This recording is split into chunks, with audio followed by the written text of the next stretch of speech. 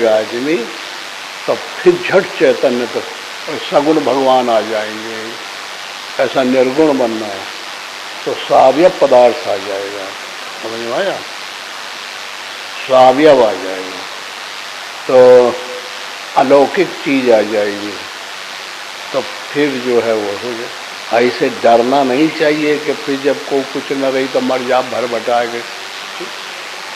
जब श्वासा न चली तो डर जाएगी, खाएंगे नहीं पिएंगे तो मर न जाएंगे। तो ये तो मरे का इलाज कर रहे हैं लोग, बताए हाँ?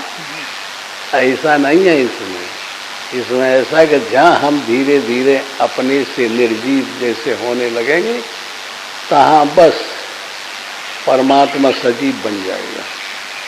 वो बताने लगेगा, देखने लगेगा, खाने देने लगेगा, सब कुछ करने लगेगा। कहाँ से आए रहे तुम लोग? बुद्धि युक्तो जहाती है उभे सुकृत दुष्कृते तस्माद् योगाय युज्यस्व योगः कर्मसु कौशलम।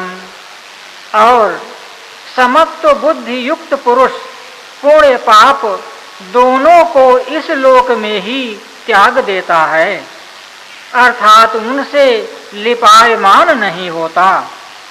इससे समत्व बुद्धि योग के लिए ही चेष्टा कर। यह समत्व बुद्धि रूप योग ही कर्मों में चतुरता है, अर्थात कर्म बंधन से छूटने का उपाय है। को बुला लाएगा। अगर हम इसे थोड़ा भी स्वीकार कर लेते हैं तो कल ही उसको न्योता दे देगा, वो दुख भी हो दोनों, फिर हमको ऐसा जाल में फांस देंगे तीली के कोलू में कि फिर कभी टाइम नहीं मिल पाएगा। इसलिए स्थिर बुद्धि के लक्षण ये हैं, ज्ञानी के लक्षण ये हैं कि दुख आता है तो उसमें दुखी नहीं होता, सुख आता है तो सुखी नहीं होता। इसलिए दोनों बलात् अपने प्रयोग को निस्तर कर देते हैं, ख़त्म कर देते हैं, और वो के यहाँ कोई काम में हम नहीं हो पाते। इसलिए ये सब असत्य हो जाता है और वो सत्य में खड़ा रहता है। इसलिए ये लक्षण हैं समत्व योग बुद्धि वाले से। फिर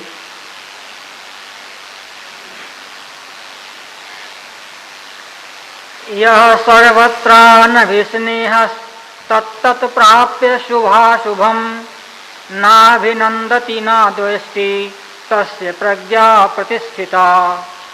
और जो पुरुष सर्वत्र स्नेह रहित हुआ, उस शुभ तथा अशुभ वस्तुओं को प्राप्त होकर न प्रसन्न होता है और न द्वेष करता है, उसकी बुद्धि स्थिर है। यदा संहरते चायं कूर्मोऽङ्गानीव सर्वशः इंद्रियाणि इंद्रियार्थेभ्यस्तस्य प्रज्ञा प्रतिष्ठिता। और कछुआ अपने अंगों को जैसे समेट लेता है, वैसे ही ये पुरुष जब सब ओर से अपनी इंद्रियों को इंद्रियों के विषयों से समेट लेता है, तब उसकी बुद्धि स्थिर होती है। विषया विनिवर्तन्ते निराहारस्य देहिनः रसवर्जं रसोप्यस्य परम दृष्ट्वा निवर्तते।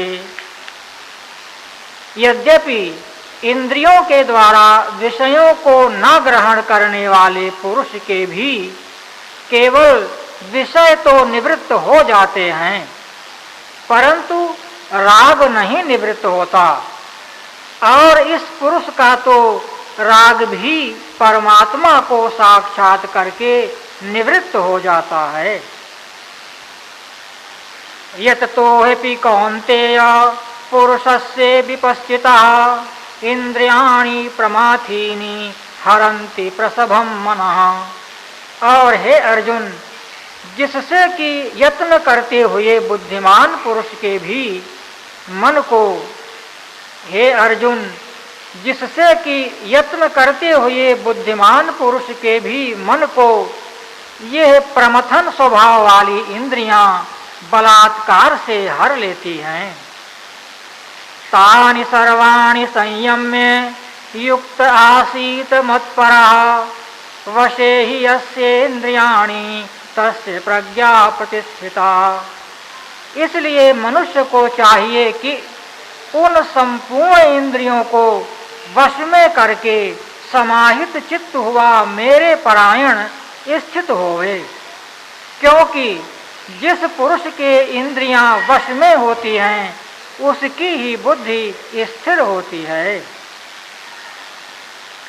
ध्येतो विषयान् पुंसः संगस्तेषुपजायते संगात संजायते कामः कामात् क्रोधोऽभिजायते।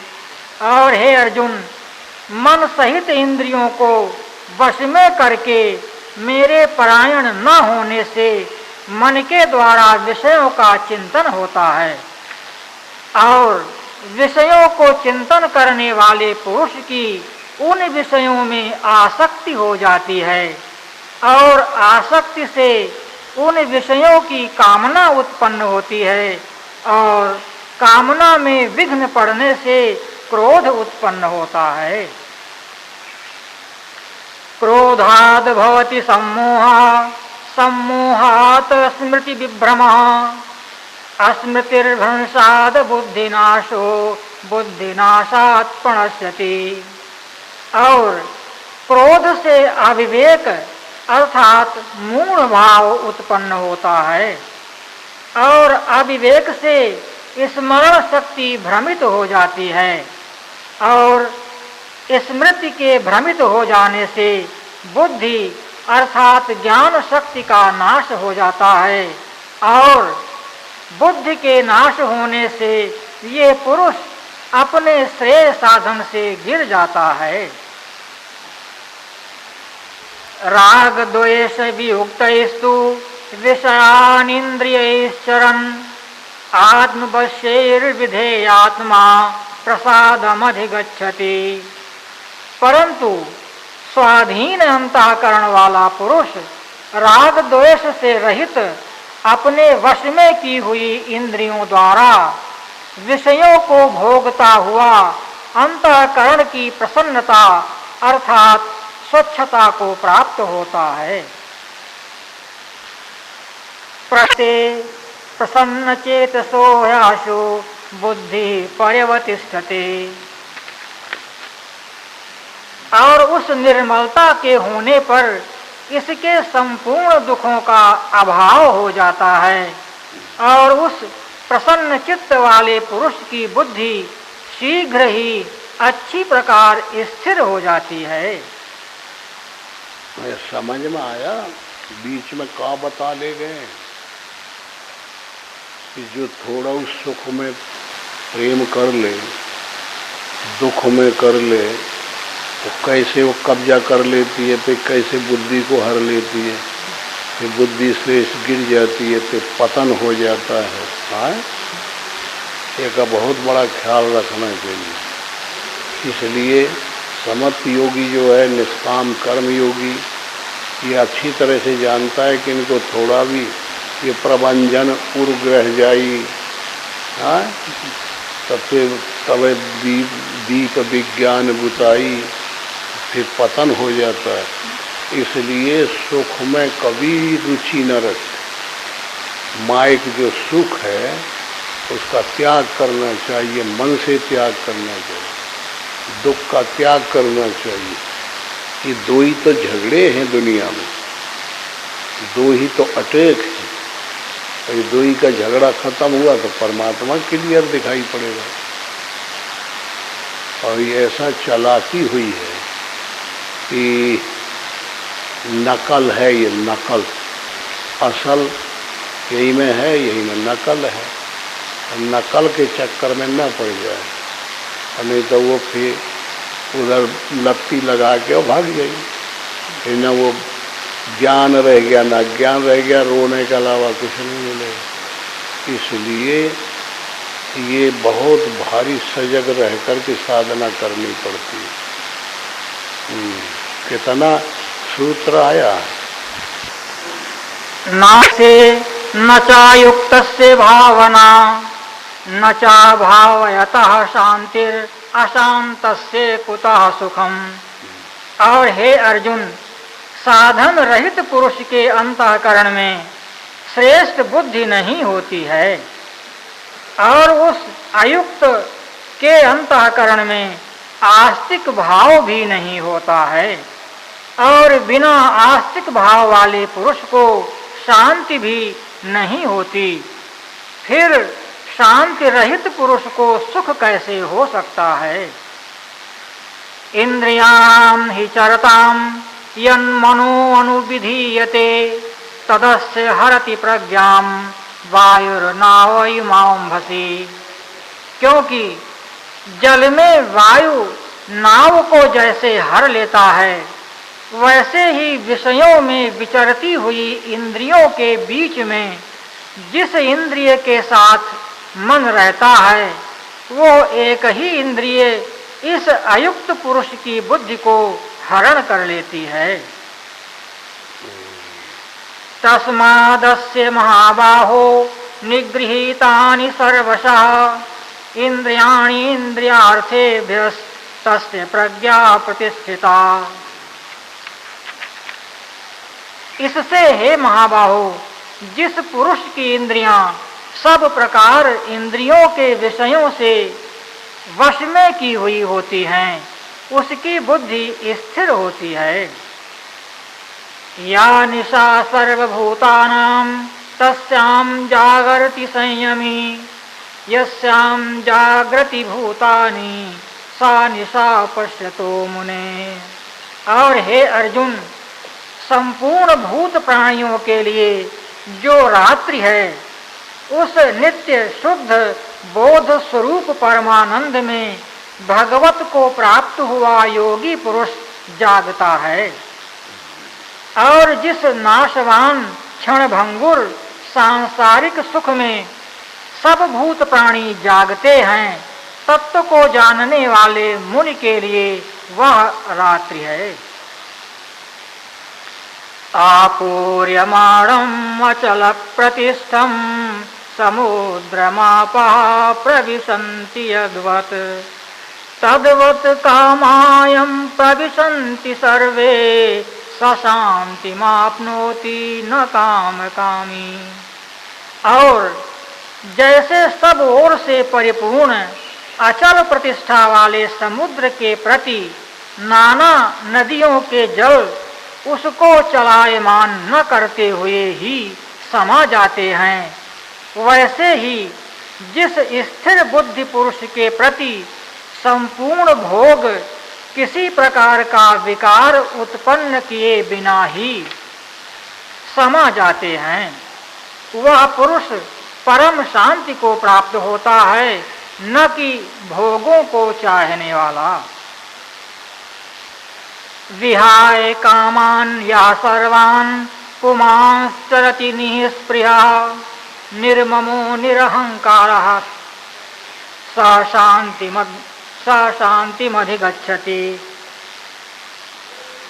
क्योंकि जो पुरुष संपूर्ण कामनाओं को त्याग कर ममता रहित और अहंकार रहित स्पृहा रहित हुआ वर्तता है, वह शांति को प्राप्त होता है। एका ब्राह्मी स्थिति पार्थ नयनां प्राप्य विमुह्यति स्थित्वास्यम् अंतकाले अपि ब्रह्म निर्वाणमृच्छति। हे अर्जुन, यह ब्रह्म को प्राप्त हुए पुरुष की स्थिति है।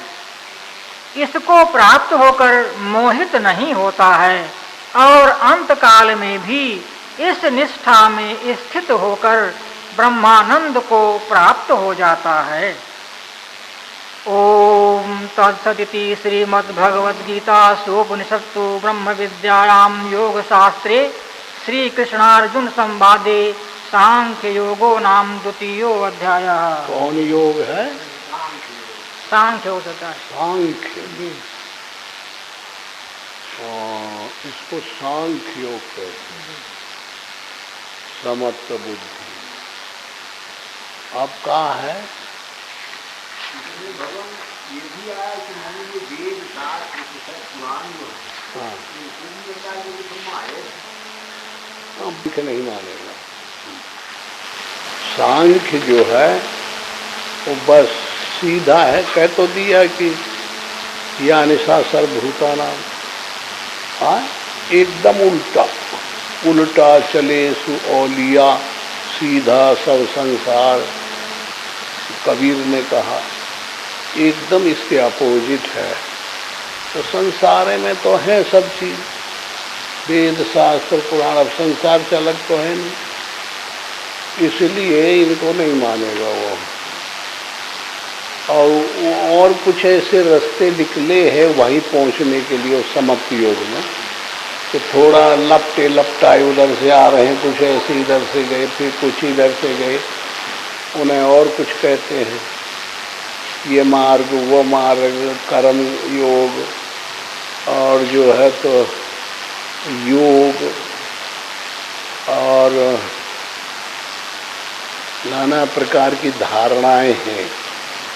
अब किसी ने उसी समत्व को मात्र भावना से पाया, किसी ने ईश्वर भावना से पाया, किसी ने जो है तो और कोई भावना से पाया। अब वो समत्व हो जाए, सबका एम तो वही है, आकाशवत होना, निर्लेप होना, और भक्ति योग से पाया। अब भक्ति की श्रेष्ठता ये लोग, पहले शास्त्रों में तो कुछ आया नहीं कहीं, ज्ञान के अलावा कुछ था नहीं, कहीं नहीं है। लेकिन ये पीछे पीछे जो जो ये कपट रूपी कलयुग आता गया, क्यों तो साधनों में अगर परिवर्तन नहीं होता तो बनावटी आगे जाएंगे कैसे। जैसे कह दिया कि कलयुग में केवल हर गुण गाहा, गावत नर पावै भव थाहा। विषय ये हो जाता है कि कोई अगर थोड़ा भी सहारा, एक लड़का जो है अगर स्कूल जाने लगा तो कहे वो हो जाएगा, एमए कर लेगा।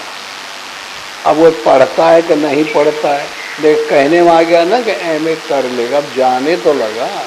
हाँ ऐसे ही है, ये बहुत मददगार नहीं है। और मददगार यही है कि तो सीधा सब दुश्मन बना ली, यह है सांख्य। हाँ सांख्य शास्त्र जिन्हें प्रगट बखाना, तो ये जो कपिल मुनि हुए हैं इनका मानते हैं सांख्य सब, बड़ निर्लेप हो जाए, एक रस व्यापक। यही वेदांत भी यही कहता है।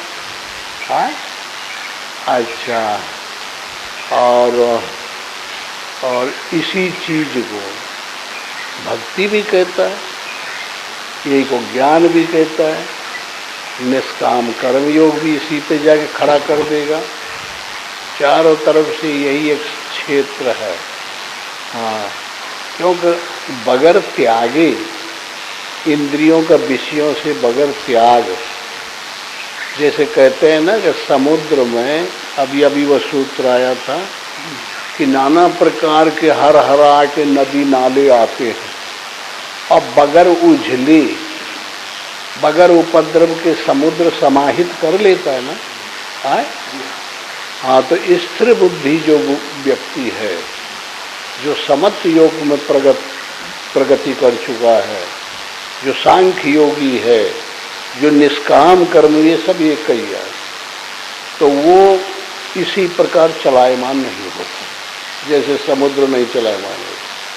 सब अटैक आते हैं और यही दुनिया में रहता है और यही शरीर में रहता है। शरीर में रहते हुए वो ऐसी समझ पैदा कर लिया कि ये सब आते हुए हंसता है, लेकिन हंसने के संस्कार नहीं पड़ते। खाना खाता है, खाने के संस्कार उसको नहीं पड़ते। वो ऐसा तस्दीक कर लिया है अंदर, और हमेशा के लिए परमात्मा ने दस्तखत कर दिया है, टाइटल मिल गया है उसको। हाँ इसलिए सब कुछ करते हुए कुछ नहीं करता, निष्क्रिय है। तो परमात्मा जैसे कुछ नहीं करता और सब में कभी कभी गैर हाजिर होता है परमात्मा, कभी हाजिर और गैर हाजिरी दो से परे हो गया है ना, ऐसे ही वो भी हो जाता है। इसलिए सब विषय बुरा थोड़ा ही है, अविद्या बुरी थोड़ा ही है, विद्या बुरी थोड़ा ही है। ये तो परमात्मा के लिए उसके हास्य है, उसकी खुशहाली है संसार, लेकिन दूसरों के लिए फांसी है जो संसार ईश्वर को नहीं जानते। और ईश्वर को जान के फिर इनको उपभोग करे, कोई दिक्कत नहीं।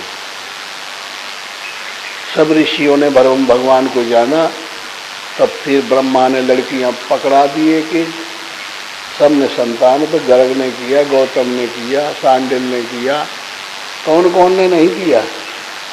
और कोई का दोष लगा हो तो बताइए। तो ये है कि परमात्मा को पहले एडजस्टिंग करे, तब उसके लिए ये सब है। इसे हम नहीं है भाई वहाँ भी कहते रहे, यहाँ भी जा बोलते हैं कि भाई जबरदस्ती हम डाका तो पड़ रहे हैं। भगवान सबका मालिक है, भगवान की ये प्रॉपर्टी है, स्टेट है, ये दुनिया। अभी हमें भगवान से हमने इत्तला दी कि भगवान हमें तेरे घर से खाना पीना मिल रहा है, हमको इजाज़त दे दो। किसी ने रिपोर्ट किया उसे कि बगैर पूछे ताछे हम खा रहे हैं, जीवन यापन कर रहे हैं। तो ये अनाधिकार चेष्टा है ना। हाँ, तो ऐसे ही अब घृणा होनी चाहिए कि अरे ये क्या।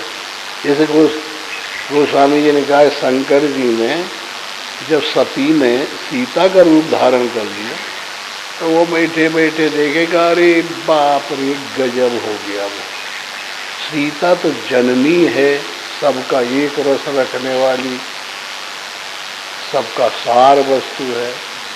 और कैसे चौपाई, शिव संकल्प की न मन माही, जैतन सती भेंट अपनाए। शिव संकल्प की न मन माही। तो ये अंदर विवेक आ गया साधक को। क्या विवेक आया कि बारे भगवान, ये तो सृष्टि पूरी ईश्वर हो गई। अब बताइए, इसमें कुछ भी हरकत हम करते, खान पियन विषय बावरा, तो हमारे जैसा बेईमान कोई होगा। ये तो भगवान का रूप ले गई ना। काम क्रोध सब ईश्वर में लीन हो गए। रावण को मारे तो तेज उठ के चला जाता, सब चले गए ना। और देवता भी सब उसी में है ही हैं। अभी कब, जब इनको मर्जर कर दिया जाए तब तो सर्वत्र सिया राम हो गया। तो अब उनको सिया राम से गोचर बनावा जाए, ये पाप अपने मुंह चढ़ेगा ना। इसलिए अब उनको स्त्री स्त्री मानेंगे तो बहुत भारी दंड होगा। भाई को भाई कह देंगे तो बड़ा भारी। ईश्वर कहेंगे कि भाई कहना चाहिए। बाप को बाप कह दें तो ईश्वर देख लिए, फिर बाप कह रहे हैं। और लड़के को लड़का कह दे। अब वो ईश्वर में लीन हम हो गए, अब जगह रह नहीं गई, कोई शब्द नहीं रह गया, फिर हम लड़का कहे सब है, तो बड़ा भारी पाप है ना। इसलिए वो एकदम प्राप्ति उसी को कहते हैं। इसी को समर्थ योग, सांख्य योग, निष्काम कर्म योग से ही जाना जा सकता है। तो ये में क्या आया, ये सरकार ये कर्म योग है, कर्म योग 43 सूत्र है इसमें। 43 सूत्र है इसमें। पढ़ो 2-3 सूत्र। ये कारण कार्य में अनुगत है, कार्य कारण में अनुगत नहीं है। कार्य तीनों काल में अभाव है नहीं, कारण तीनों काल में विदित रहता है। ये है मतलब भाई, इसी से पॉइंट मिल गया। अब कारण शेष रह जाता है। कारण और कार्य का भेद जो नहीं जानते, वो दोनों को कार्य और कारण अम से खमस गए हैं, तो वो साधक कबू नहीं समझ सकते। और जिनको ये ज्ञान हो गया कि परमात्मा तीनों काल में एक रस है, सत्य जो है वो ईश्वर है, वो एक रस है, उसका कभी नाश नहीं होता। और जो तीनों काल में जो वस्तु संसार की जितने पदार्थ हैं गोचर, ये तीनों काल में है नहीं, अभावप्रद है। इसलिए इनको मर्जर करके ना ही सत्य बना दो। कब बनेगा? सत्य को ग्रहण कर लिया जाए, असत्य का त्याग कर दिया जाए, तो कारण रह जाए, कारण कारण रह जाएगा, कल्याण हो जाएगा। इतने में बात बन जाएगी यहाँ सब कुछ।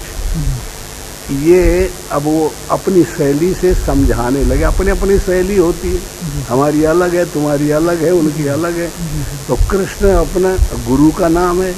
कृष्ण कोई था थोड़े ही, ये तो गुरु के वचन है।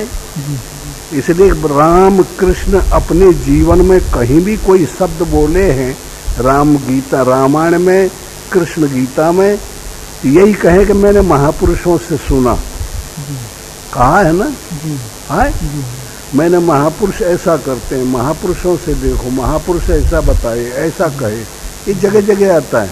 हाँ, तत्वदर्शी की शरण में जाओ। हाँ, तो वो जो तत्वदर्शी के अंदर से जो आवाज है, वो आत्मा की कृष्ण है, वही राम है। हाँ, ऐसा मानना पड़ेगा। ये रामायण हमारे अंदर की चीज है, गीता हमारे अंदर की, तुम्हारे अंदर की चीज है, तुम्हारे अंदर की चीज। इसको बैठा लो, किस जगह नट बोल्ट लगेगा, किस जगह कहाँ कील लगेगी, किस जगह यहाँ बांधना पड़ेगा, ये सब समझने की चीजें हैं। फिर जब एडजस्टिंग आ जाएगी तो फिक्सेशन हो जाएगा, फिक्स हो जाएगा। तो जैसे वाल्मीकि के अंदर फिक्स हुआ था, व्यास के अंदर फिक्स हुआ था, गौतम के अंदर फिक्स हुआ, बौद्ध के अंदर हुआ था, समझ में आया? बस काम बन गया। वो दिमाग उसमें एडजस्ट हो नहीं पाता आदमी का, ये फितूर खाए लेते हैं परेशानी। हाँ, और इन्हीं को एडजस्टिंग करना है। और एडजस्टिंग जहाँ हुई तहाँ फिर समझ आ गई, समझ आ गया, अरे बाप रे बाप, मर गए भाई, ससु खाली रहा, सरफसार इतना रहा, कौबरा रहा बिल्कुल। हाँ, घर से निकली और देहरी के सामने रसरी पड़ी है, तो मैं कूद के गिर गए वहाँ, छलांग दो, कह सरफ बैठा रहा, माँ खा डालेगा।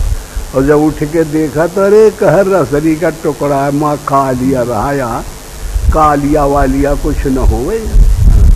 इतना झगड़ा है। हाँ, इतने पे आदमी बिल्कुल बूढ़े पड़े हैं, था नहीं पाते, न समझ है पाते। वो मामला कबीर संत लोग कहते हैं कि अंगुल, 2 अंगुल का जगह कैसे है? हाँ, उभय अंगुल ऐसे कुछ कहे। हाँ, थोड़ा सा अंतर है समझ का। तो इसलिए भाई इसको समझने का प्रयास किया जाए। अच्छा अच्छा, कार्य तीनों काल में असत्य है और कारण तीनों काल में सत्य है। इस एमएनसी से इस युक्ति को हमेशा याद रखना चाहिए। ये युक्ति बड़ी काम करती है और ये भ्रम में पड़ जाएंगे, बुद्धि विनाश को प्राप्त हो जाएगी, समझ जो आ रही है वो भुला जाएगी। तो श्रेय साधन से साधक नीचे आ जाते हैं। फिर सदग्रंथ कंदर नहीं दूरी, कहते हैं सही सही बातें, फिर इन्हें इंद्रियां रूपी कंदरों में दूर जाएंगे, बुद्धि में नहीं आएगा। उसको आना बहुत जरूरी है। तो इस तरीके से ये गीता का अर्थ अपने अंदर आना चाहिए। ऐसे ही रामायण का आना चाहिए। रामायण के अंदर जैसे आजकल झगड़ा चल रहा ना, सेतु बंद, राम सेतु बनाए थे, तो एक नकल है। एक रामलीला होती है तो एक लड़के को राम बना के बैठा देते हैं, मुकुट उकुट पहना के, और लक्ष्मण और सीता, और फिर वह लड़का राम बन जाता है और कहीं लड़का वड़का पैदा करके पता नहीं कहाँ हिरा जाता है। ऐसे ही ये नाटकी है, नाटक है रामायण। तो वो क्या कहते हैं लोग, और हम उन्हीं पे चिन्हों को बांधे बैठे हुए हैं। यह बताइए, प्राइमरी में लड़का पढ़ने जाए और वो पहले स्लेट आती थी, फिर कठवा की एक पट्टी होती थी, वो में घोंटा लगाते थे लड़का, फिर वो में भोलुआ होता था, कलम होती थी, फिर एक म, इतने में पट्टी इतनी बड़ी खत्म हो जाती थी। यह पढ़ाई है। और फिर जब एमए में पहुंच जाए तो कहे यह गलत है, वह सही रहा। यह कोई ज्ञान है कि वो हम जब शुरू में पढ़ते थे असली पढ़ाई वो आए। या नकाला या में तो पता ही नहीं चलता, ये तो फाउंटेन पे लिए इतने में तो लिख दिए दुनिया की बात है। इतनी माइलिकुल हो गई वो पढ़ाई, और पर इतनी मोटी थी। देखिए कोई आसक्ति अगर उसमें कर ले तो ये बताइए जो एमए में और पीएचडी में जो क्षमता है वो प्राइमरी में आ जाएगी। हाँ, तो इतना ही झगड़ा है भाई। इसीलिए ये संसार होते हुए नहीं है। हम ये मकान हमारा है, हम पकड़े बैठे हैं, ये शरीर मेरा है, अब ये छोड़े का नहीं है। यही सब कहिए है ना, यह ज्ञान के माथे काम चली। जब यह शरीर से चोला निकलेगा, आत्मा अलग होगी, और ये कपड़ा जो है जर्जर हो जाएगा, फट जाएगा, तब ये पुरुष रूपी आत्मा रूपी पुरुष इस शरीर को छोड़ के दूसरा नया कुर्ता धारण करेगा ना। तो जब बदलेगा तो ये मकान जाएगा हमारे साथ, ये शरीर जाएगा। वो क्या चीज है जो साथ कभी नहीं छोड़ती, बस उसको पकड़ना है। इसलिए उसके लिए महात्मा लोग कह देते हैं, जिनके समझ में आ गया कि जीवत में मरना भला, ये मरे तब न, मरने के पीछे नहीं, मरने के पहले प्राप्त करो। जीवत में मरना भला, जो मर जाने सोए, मरने से पहले मरे, अजर अमर सो हो। मरने पर फिर क्या मिलेगा? ये तो जिंदा रहे उसे पा जाए। वृक्ष बना रहे, शरीर बना रहे, और इसके संस्कार कहाँ हैं? वो बिया मिल जाए तो उसको खत्म कर दे, फिर शरीर जब बड़ हुई तब लुढ़क जाएगा। समझ में आ रहा है? यही कृष्ण बता रहे हैं। तो ऐसी शैली से हमें तुम्हें इसको सुनना है। ऐसे नहीं, एक थे सेठ थे, बहुत बड़े विद्वान थे, होशियार थे, पढ़े लिखे थे, लेकिन कैसी आदत पड़ गई कि रोज कथा सुनने जाएं, और रोज 6 बजे से एक मंदिर में हमेशा भागवत हुआ करे, नगर की तरफ से, बड़े बड़े सेठों की तरफ से, और बड़ा अच्छा विद्वान कथा कहता था।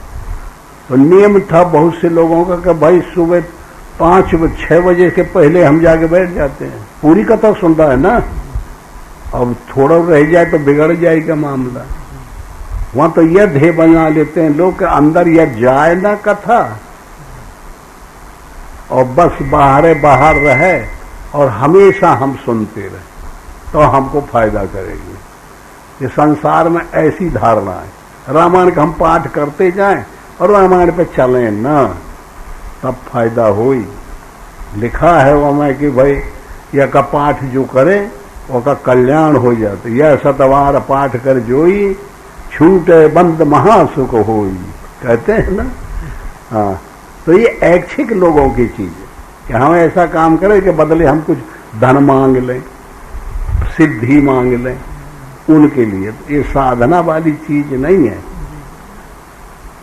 तो रोज जब सुने तो सेठ तो चला जाए वहां, और श्याम का एक बहुत बड़ा दादा भाई है सेठन, जिमीदार लम्बड़दार आया, और वो के यहाँ पड़ी थी लड़का लड़की की शादी। तो 1 करोड़ लाखन रुपया का सामान लेना था सेठ से।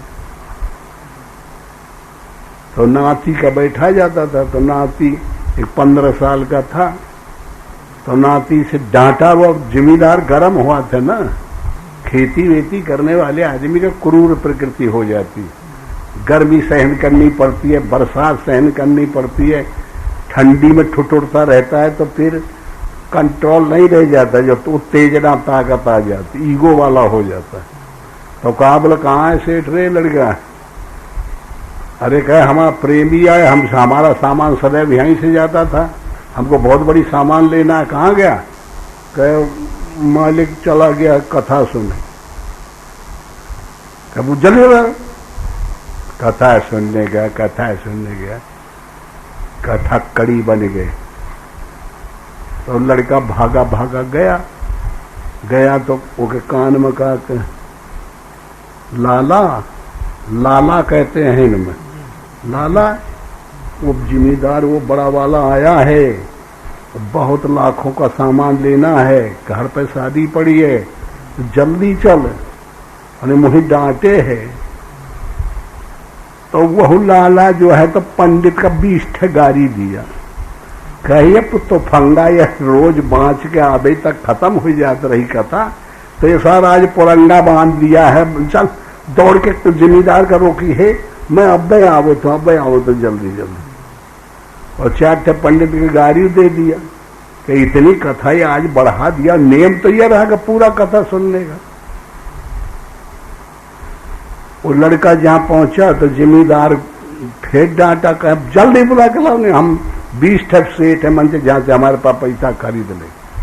फिर भागा लड़का, तो फिर जब गया तो कथा समाप्त हो रही थी। तो कथा जब समाप्त होने लगी तो बस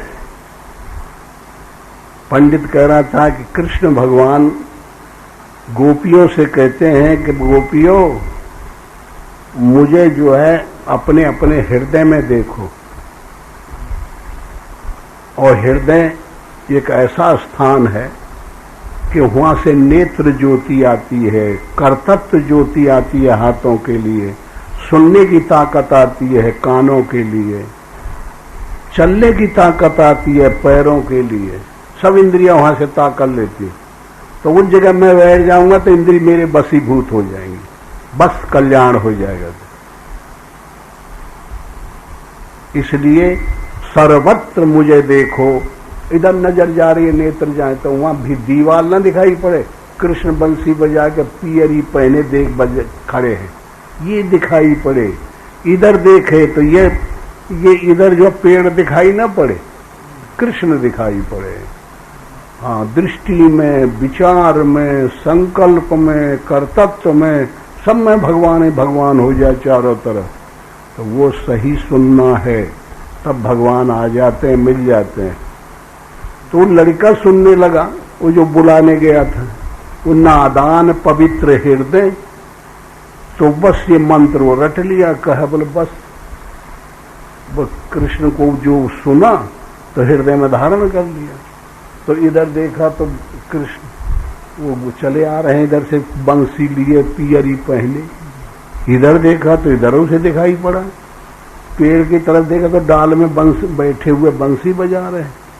अब वही कृष्ण के अलावा कुछ दिखाई ना पड़े लड़का, असर हो गया, नशा हो गया, ऐसा सुरूर पी लिया, शराबी को जैसे नशा हो जाता है। तो इतने में झटदे से ने कथा समाप्त हुई, सेठ उठ के चलने लगे, कहे चल मारा धक्का लड़का को आगे आगे चल। और वो अपने एक तानता कर रहा था, सब में परमात्मा को देख रहा था, और बजाय पागल के वो पागल हो गया।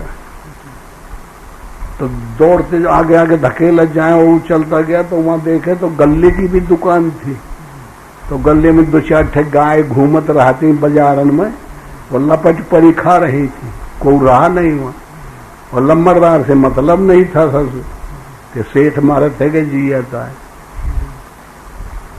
तो सेठ भाग करके लड़का का छोड़ के एक गाय के पीठी में एक डंडा मारा कि सब गल्ला सा खवा ली सी बेईमान, और यहाँ घूम रहा है। तो वह लड़का के पीठ में लगी डंडी, तो लड़का गिर गया, चिल्लाया। तो कहे ये क्या है, ये तुम क्यों गिर गया? कहे बताइए, अब आपने डंडा मार दिया, गाय को मारा, मैं गाय और गल्ला और अपने में तीनों में कृष्ण को देख रहा था, मैं वृक्ष और अपने में कृष्ण को देख रहा था, मैं एक तानता कर रहा था सर्वत्र भगवान को, जैसा कि कथा में मैंने सुना है। लड़का बोला, कह बोल अरे बेईमान सारे हरामी, हम रोज 50 साल से कथा सुनते हैं और वहीं रोज मिलाते छोड़ के नहीं, हम वहीं कान फटफटा के और कथा निकाले आते हैं और फिर आके अपन काम करते हैं। तो एक ही रोज में पप हो गए, तो कहा बोले तेरा लड़का बोला बोले तेरा सेठ रास्ता ये है और मेरा ये। तो जो असली होते हैं, जो पवित्र होते हैं, वो परमात्मा जल्दी से जल्दी उनको प्राप्त हो जाता है। और जो नहीं होते हैं, लद्दड़ होते हैं, तो वो चाहे ठोक ठोक के भरे रहे लेकिन काम नहीं करता है, असर नहीं हो पाता। समझे? अब ये सेठ जौन हो, चाहे तू लोग हो चाहे कोई हो, अच्छा पढ़ो, ठीक है ना? हाँ, यही चीज होगी कि जब हम साधना में फेल हो गए और समझ में नहीं आया और फिर बहक गए इंद्रियों के कहने में, तो फिर हमारी ये हालत है, कोई न तो इज्जत करेगा, न कोई होकर कदर करेगा, और इधर से गए उधर से गए। परमात्मा से छूटा तो संसार में कोई इज्जत नहीं करेगा, क्योंकि परमात्मा इस तरीके से ओत प्रोत है सबके अंदर कि ऐसी रचना उसकी रची हुई है कि उसे पूरी कलाबाजी को समझना पड़ेगा। और जब तक क्लियर परमात्मा अलग नहीं हो जाता, दूध और पानी मिला देने पे हंस वृत्ति हमको नहीं मिलती, तो हंस ही है कि जो दूध को पी जाएगा पानी रह जाएगा। तो परमात्मा अलग हो जाएगा तो ये अलग हो जाएगा। तो फिर जब अलग देख लेंगे तो ये जितना संसार है ये भी परमात्मा ही का रूप बन जाएगा। पहले से कोई देखना चाहता है तो माया बन जाएगी। ये झगड़ा है इसमें। अच्छा पढ़ो कि तेरे लिए युद्ध करना जरूरी, साधना करना बहुत जरूरी है। अगर इस साधना में जीत गया तो ईश्वर को प्राप्त कर लिया, और हार भी गया तो फिर तेरे संस्कार वहां पहुंच जाएंगे कि फिर जन्म लेने पर फिर युद्ध करने के लिए चांस मिल जाएगा। इसलिए मेरी तरफ आने वाला कोई भी साधक कुगति को प्राप्त नहीं होता, दुर्गति को प्राप्त नहीं होता। एकदम मेरी तरफ जो चल देता है मैं उसे चारों तरफ से रोक रोक के उधर के अपनी तरफ खींचता हूं। ये नियम है। भालाभौ जया जयो ततो युद्धाय युज्यस्व नैवं पापम वाप्स्यसि। यदि तुझे स्वर्ग तथा राज्य की इच्छा न हो तो भी सुख दुख लाभ हानि और जय पराजय को समान समझकर उसके उपरांत युद्ध के लिए तैयार हो। संसार में एक तरीका बता रहे हैं कि ध्यान, ज्ञान, योग, जप, तप, एक तो यह तरीका है। ये करके और दुर्गुणों काम और क्रोध और लोभ और मोह मद मत्सर को मार। इनके द्वारा एक पार्टी हो गई सही जाती है सद्गुणों की, एक हो गई विजाती दुर्गुणों की। और अगर ऐसा भी नहीं है, किसी बुद्धि में ऐसी निश्चयात्मक बुद्धि है किसी की, तो फिर सेवा करो, झाड़ू लगाओ, और झाड़ू लगाने में परिणाम का त्याग कर दो। कोई भी काम करो शरीर से करो और आसक्ति का त्याग कर दो। तो ये जो है ये भी वही अर्थ देगी वो जो साधना वाली है।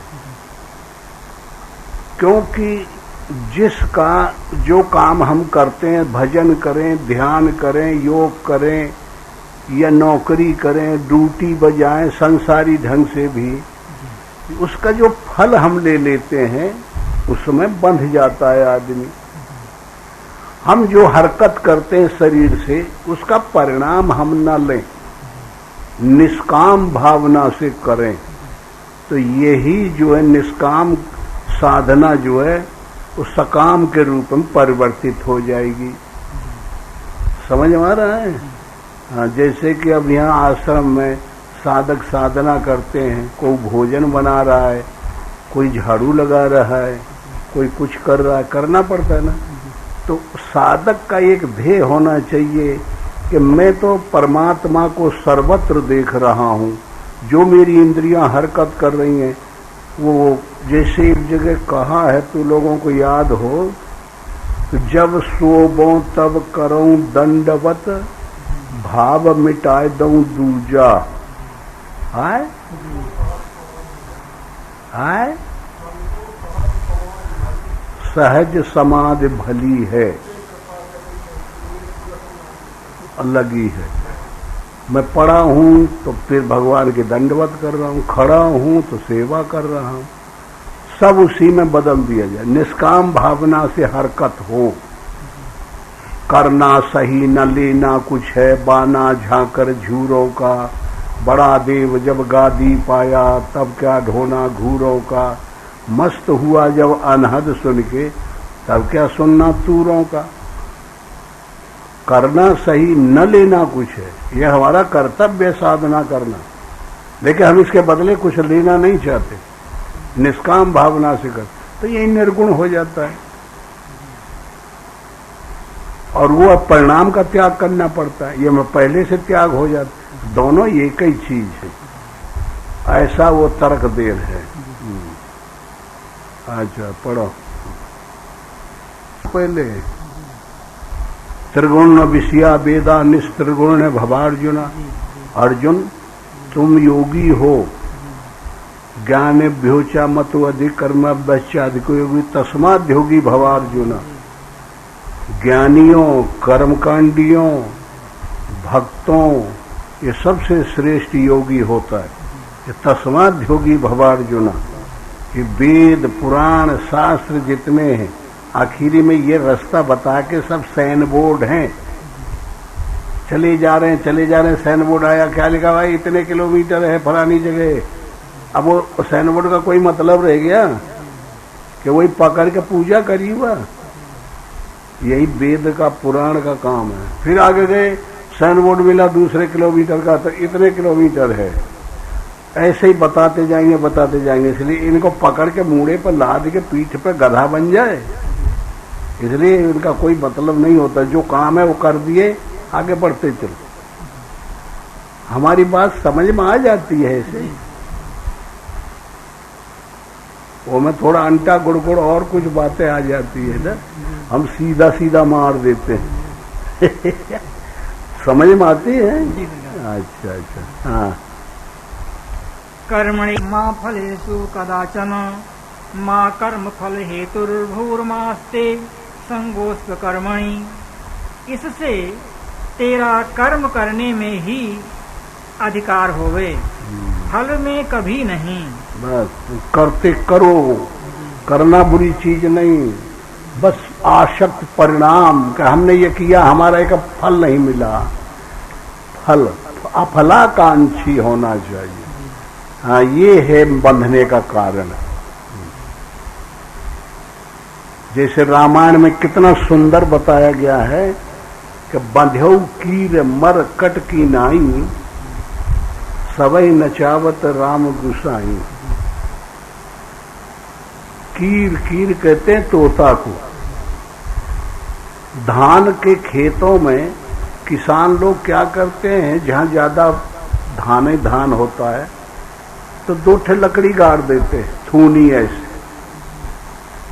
और वो में एक लकड़ी रख देते, तो वह पोला लगा देते हैं बांस का। समझ में आया? तो वो घूमत रहते। जहां कीर तोता आया और दूध आ गया है धान में, तो काट के बाली और लेके उड़ा। अब वो की क्षमता है उड़ने की, तो वह दूध पड़ जाता, वजन होता है, थक जाता है, तो बैठने का जुगाड़ करता है कि कहीं रेस्ट ले लेते फिर उड़ते। तो वही ऊपर बैठ जाता है, वो जो थूनी लगी और वो पोला लगा, जहां बांस पर बैठा तो कहे तो इधर, नहीं तो कहे इधर घूम जाएगा वो। समझ में आ रहा है ना? तो वो लटक गया, तो वो तो घुमाया नहीं तोता, वो अपने से घूमा तो भ्रम हो गया। इसका नाम है भ्रम। फिर उसे ये नहीं ज्ञान रह गया कि मैं बंध गया, मुझे कोई पकड़ ले गया, और टाए टाए चिल्ला रहा है और छोड़त नहीं है, वो उड़ जाए, चाहे तो वो उड़ जाए। फिर आया किसान और पकड़ के मुरेड़ दी। तो बंधे कीर मरकट कहते हैं बंदर। सकड़े मुंह की हंडिया में लड़ुआ भर दे और बंदर देखत रहे और फिर रख दे।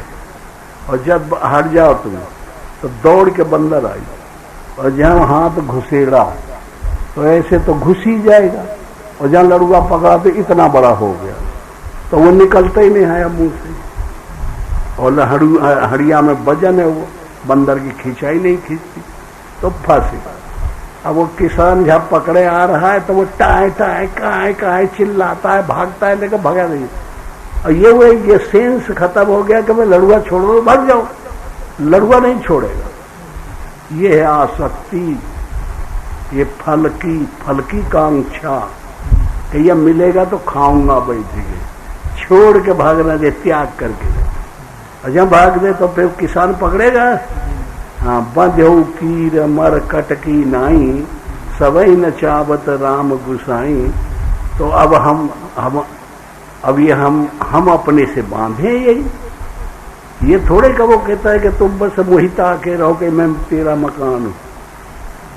हमने ये धारणा कर ली कि मेरा मकान है, इसे निकालना है, ये आसक्ति को निकालना है। यही साधन किया जा रहा है, और ये निकल जाए तो कोई साधन नहीं।